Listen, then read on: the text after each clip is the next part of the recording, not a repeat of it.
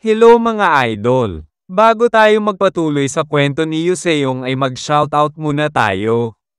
Shoutout po sa iyo Idol Ezekiel Sanchez ng Saudi Arabia at maraming salamat sa donasyon Lods. Ingat lagi dyan Lods. Shoutout po sa iyo Idol Esmeraldo Pitolgo Jr. pati sa Pitolgo, Carido at Coges family. Shoutout po sa iyo Idol EJ Capistrano. Shoutout po sa iyo Idol Marie Harabe at sa Harabe family. Shoutout po sa iyo Idol Jason Del Lova at kay Miss Jennifer Besana Yobot ng Rojas City Capiz. Shoutout po sa iyo Idol Ruben Labanon. Shoutout po sa iyo Idol Lowell Ignacio. Shoutout po sa iyo Idol Rems Pag-ala. Shoutout po sa iyo Idol Harold at sa asawa mo na si Elizabeth Lopez na super ganda na panay may toyo. Shoutout po sa iyo Idol Daniel Ramirez. Shoutout po sa iyo Idol Jeramil Escaran. Shoutout po sa iyo Idol Ruben Mantalaba. Shoutout po sa iyo Idol Jason Abolen. Shoutout po sa iyo Idol Nilo Ostobo. Shoutout po sa iyo Idol Jessar Morph. Shoutout po sa iyo Idol Jepoy Avila at sa Avila family. Shoutout po sa iyo Idol River TV. Shoutout po sa iyo Idol Prince Joseph Rojas. At shoutout po sa iyo Idol Nasher Barodi. Congrats sa iyo Lods.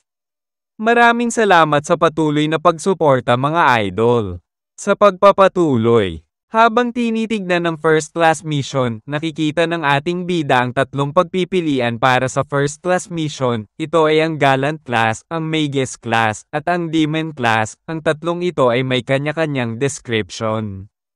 Isa-isa ng ating bida na tinitignan ng kada description ng mga class. Ang Gallant class ay isang magiting na mandirigma na maaaring kabilang sa alinmang pakseye ng mabuti. Ang Balancing class na ito ay maaaring matuto ng single target attack at ng area of effect skills o pangmalawakan na pag-atake, pati na rin ang mga support at healing skills para sa mga support allies. Ang Magus naman ay isang disipulo na hindi kailangang kabilang sa isang pakseyen. Ang isang Magus ay gumagamit ng iba't ibang elemento na pangmalawakan na pag-atake at hindi limitado sa light o dark arts lang. Magagamit din ng isang Magus ang kanilang mga elemental na kasanayan tulad ng fire, ice at iba pa. Samantalang ang Demon class naman ay bilang isang demonyo, maaari lamang ihanay ang iyong sarili sa madilim na paksayon. Ang isang demonyo ay gumagamit ng solong target ng mga kasanayan. Dalubhasa sa 1 versus 1 na laban, ay mas makapangyarihan at umuusad ng mas mabilis kaysa sa iba pang mga classes. Ngunit mayroon ding mga kakulangan sa isip-isip ni Yuseong na ang mga reward na ito ay kadalasang napakakuripot. Ngunit kapag ito sa wakas ay nagbibigay sa kanya ng isang bagay, ito ay napakalaki tulad ngayon. Sa tingin niya na ang Gallant class ay ang pinakamakatwirang pagpipilian. Ngunit ngayon na may iba pang option siya na pagpipilian, medyo nag-aalangan siya piliin ang Gallant class. Wala sa kasalukuyang sitwasyon na ito ay matino kung tutuusin. Kailangan niya ng isang bagay na tutulong sa kanya na talunin si Mamoru Miyamoto, isang mandirigma na nagawang talunin ang halimaw na Arachna. Sa bagay na iyon, tiyak na mas naakit siya piliin ang Demon class. Pinindot ng ating bida ang detalye patungkol kung paano siya makakapagpalit sa Demon class. Kailangan ni Yuseong na itaas ang sumusunod na skill sa level 5 upang matugunan ang mga kondisyon para sa Demon class. Ang skill na ito ay ang Consecutive Cuts. Ang mga tao ay may posibilidad na pumasok sa siklab ng galit pagkatapos makakita ng dugo, at mas malakas ang kanilang pagnanais para sa pagpatay. Kailangan pumatay ng mas maraming kalaban bago pa matapos ang duration ng 5 minutes para mapanatili ang bilang ng mga napatay na. Napagtanto ni Yuseong nalalakas ang kanyang mga stats ng 1% kada tao na mapapatay niya, tulad ng inaasahan niya sa Dark Art. Ngunit magsisinungaling siya kung sasabihin niya na hindi siya namamangha sa skills na ito, kung meron lang siya nito ilang araw na ang nakalipas. Kung ganito na agad ito kalakas sa level 1 pa lang, sa sandaling tumaas ito sa kasanayan, magagawa niyang makipagsabayan kay Mamoru Miyamoto. Subalit,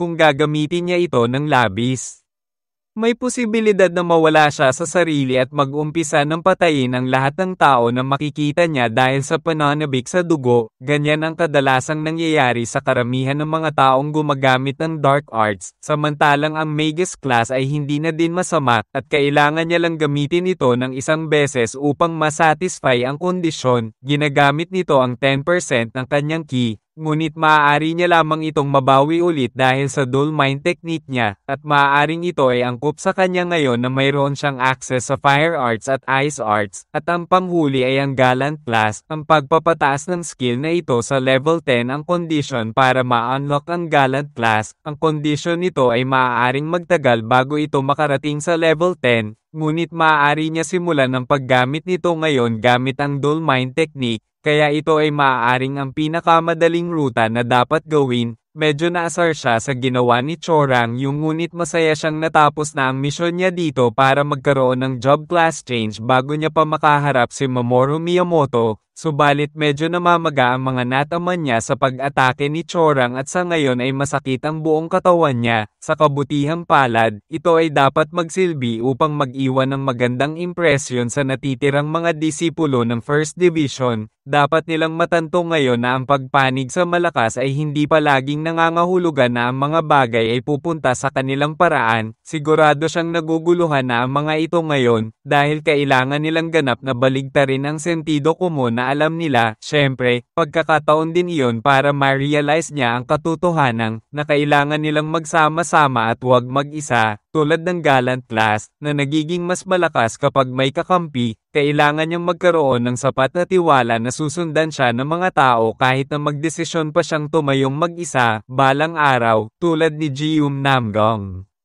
Lumapit ang ating bida sa harap ni Jium Namgong. Tinanong ni Jium Namgong kung ano ang gusto ni Yuseong, ayon naman sa ating bida na maglaban sila ni Jium Namgong.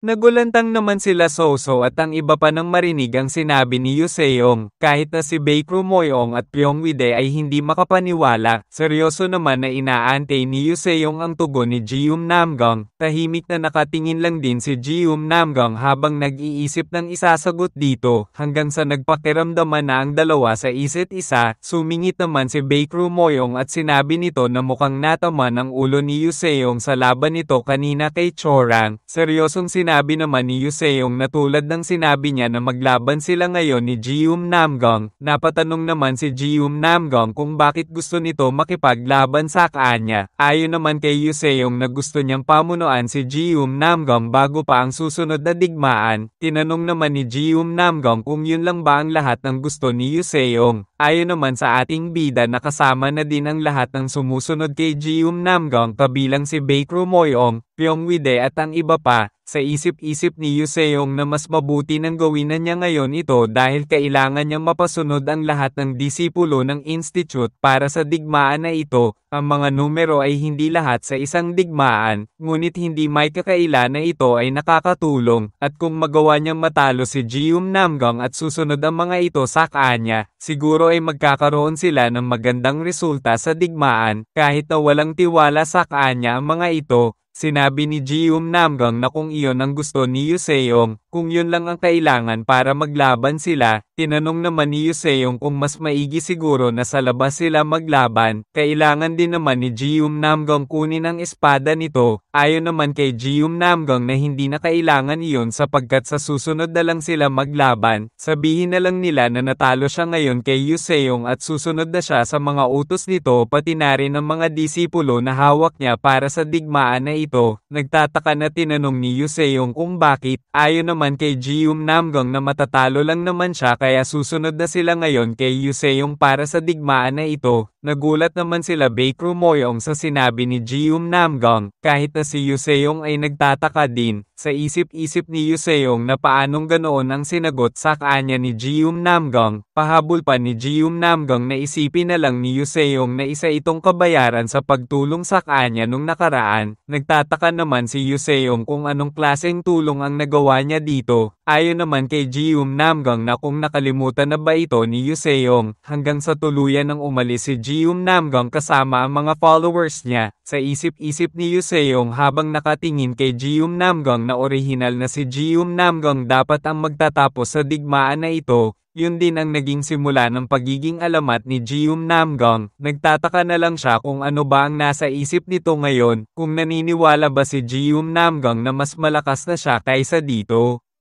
O marahil ilang pakiramdam ng pangangailangan ng madali ang pagkilos, ano man ang kaso, nagpapasalamat siya kay Jium Namgong para dito. Kung sakali man na maging leader talaga ito ng 5 traidor na 5 monkeys sa hinaharap, magkakaroon siya ng karagdagan mga tanong sa sarili kung bakit nangyari iyon. Ang Geum Namgung na nakikita niya ngayon ay simple lang at mabilis makipagtulungan, at ngayon ay ipinakita nito sa kanya na mayroon itong parehong pagmamataas at kakayahang umangkop. Sa totoo lang, ang lahat din ng iba pang kasali sa traidor na 5 monkey ay hindi din mga masasama. Ano kaya ang mga nangyari sa mga ito kung bakit nagbago ang mga ito at kumampi na lang kay Chonma? Gayunpaman, ito ay hindi isang bagay na maaari niyang malaman ngayon. Ito ay isang problema na kailangan niyang harapin sa mga susunod na dekada. Anupaman, salamat parents sa pag-address nito sapagkat ngayon ay may hinahawakan na siyang nasa 50 na miyembro ng Waryong Valley 1st Division. Biglang may dumating na sundalo at tinawag si Yuseong. Sinabi ng sundalo na pinapatawag si Yuseong ng Admiral para pag-usapan ang mga nangyaring gulo ngayong araw. Ayon naman kay Yuseong na kung siya lang ba ang pinapatawag ng Admiral, sa isip-isip ni Yuseong na kung bakit siya lang ang mapaparusahan sa labanan na nangyari at si Chorang ay palaging ligtas sa parusa. Tumatawa naman si Giho habang sinasabi na mukhang napatawag na si Yuseong para parusahan.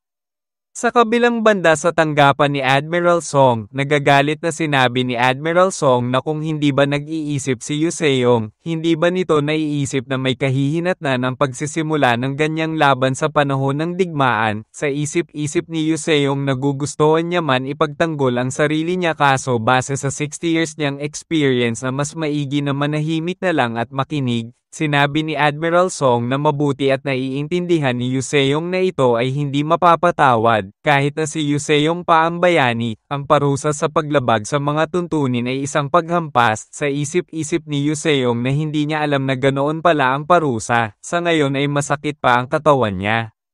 Sa isip-isip pa ng ating bida na siguro ay okay na din yun para mas lalo niya pa mapataas ang iron skin niya, subalit sinabi ni Admiral Song na gayon pa man sa halip ay ibibigay niya kay Yuseong ang pinaka nakakatakot na parusa na alam niya. Nagulat naman si Yuseong nang marinig ito. Sa isip-isip ni Yuseong na kung anong mahirap na parusa ito, biglang binubunot ni Admiral Song ang espada niya habang sinasabi na mula sa sandaling ito, pinagpapawisan naman si Yuseong nang makitang nilalabas ni Admiral Song ang espada nito at sa tingin niya na labis-labis na parusa na ito, hanggang sa nilapat ni Admiral Song ang espada niya sa mga balikat ni Yuseong at sinabi nito na si Yuseong ay isa na din bagong commander ng Hukbong Timog. Naguguluhan naman ang ating bida kung ano ba ang pinagsasabi ni Admiral Song. Ayon naman kay Admiral Song na ang commander ng 8th Guard sa kasamaang palad ay namatay sa nakaraang labanan. Ang gusto niya ay si Yuseong ang papalit dito at ang mamumuno sa 8th Guard hanggang sa matapos ang digmaan na ito. Hindi na lang makapaniwala si Yuseong sa nangyayari. Sinabi ni Admiral Song na kung wala bang ibang sasabihin si Yuseong o kung mas gusto nito na parusa ay ang paghampas dito. Mabilis naman na nagbigay galang si Yuseong at tinatanggap ang utos ng Admiral. Natutuwa naman si Admiral Song at Commander sa nakikita nila. Makalipas ang ilang araw, ayon sa mga intelligence nila na ang mga natitira pang kalaban ay nagkikita-kita sa bundok ng Antang, bagaman maaaring hindi ito tumpak, ang mga labi ng natalong hukbo ni Naoshishiko Nishi na nasa 2,000, pati ang mga umatras na hukbo ni Hiyoshi Edogawa na nasa 6,000, at ang nasa 1,000 na hukbo ni Kagawa ito, ang lahat ng ito ay nagsama-sama sa bundok ng Antang at aabot ang mga ito na nasa 10,000 na sundalo. At ang sentro ng lahat ng sundalo ng kalaban ay walang iba kundi ang nag-iisang tao na si Mamoru Miyamoto. Bago pa man siya italaga bilang commander, ang mga paghahanda para sa huling labanang ito ay isinasagawa na. Si Sona Jegel, na matamang nagmamatsyag sa mga mananakop, at si Demong Gi sa kanyang kaalaman sa armas, ay nagtulungan upang lumikha ng bagong uri ng sandata. Si Bongde Ala na gumanap ng malaking papel sa huling operasyon, ay gumawa ng isang mahusay na paraan upang kontrahin ang mga mananakop. Ang Merem Alliance naman ay nag-deploy ng 3 mahuhusay na team para mamonitor ang galaw ng mga kalaban, at ang iba pang puwersa ay i-deploy bilang 2 grupo para sa bawat commanding officer, at syempre, ang 1,000 sundalo na hinahawakan niya ay sasama sa kanya papuntang bundok ng Antang.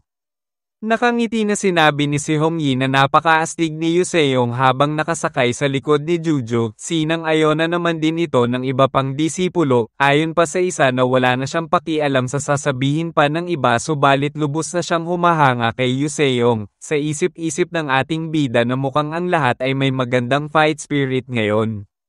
Maganda ang simula ng lahat, ngunit nang magsimulang lumubog ang araw, makikita natin si Mamoru Miyamoto na naglalakad sa ilalim ng araw, patuloy itong naglalakad ng mag-isa, habang hawak nito ang espada na si Masamyo na naglalabas ng aura ng lustrous blossoming ni Chorangyong. Makikita natin na handa na si Mamoru Miyamoto para sa huling digmaan.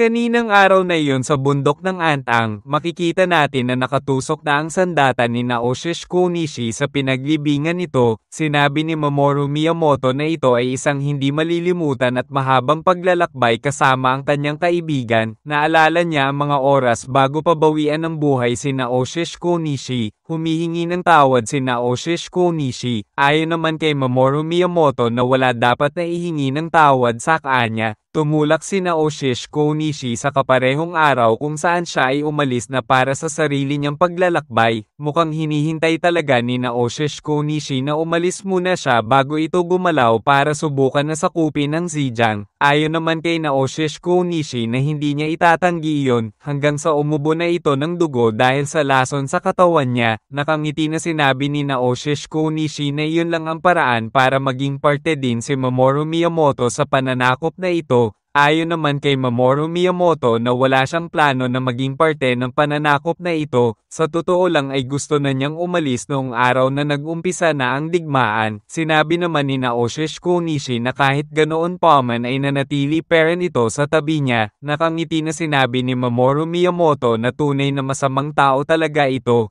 Tumatawa naman na sinabi ni Naoshish Konishi na tatanggapin niya ang salitang iyon bilang papuri. Pahabol pa nito na pagkatapos niyang mamatay, ilibing sana siya ni Mamoru Miyamoto dito sa lupain na ito. Ayon naman kay Mamoru Miyamoto na kung ayaw ba ni Naoshish Konishi na bumalik sa lupain nila, sinabi naman ni Naoshish Konishi na nagawa na niya ang lahat ng gusto niyang gawin sa lupain nila. Maaaring siya ay nabigo sa huli, ngunit nagawa niya pa ring makarating sa lahat ng ito sa kabila ng kanyang mahinang katawan. Gusto niyang mag-iwan ng patunay na nandito siya sa lupain na ito. Ito ang nag-iisa niyang hangarin. Sinabi ni Mamoru Miyamoto na ito ang unang beses na narinig niya na magsabi ng ganoong mga kataga si Naoshish Konishi. Ayon naman kay Naoshish Konishi na mas maraming tao ang nasa ilalim ng iyong utos, mas mababa na ang iyong kakayahan na magsabi ng mga mahiwagang kataga. Ito ay makikita bilang walang kaparerekon. Nakangiti naman na sinabi ni Mamoru Miyamoto na kung mananatili ang kaibigan niya dito sa lupain na ito, siguro ay hindi na din masama ang lupain na ito para sa kanyang libingan para magkasama na sila.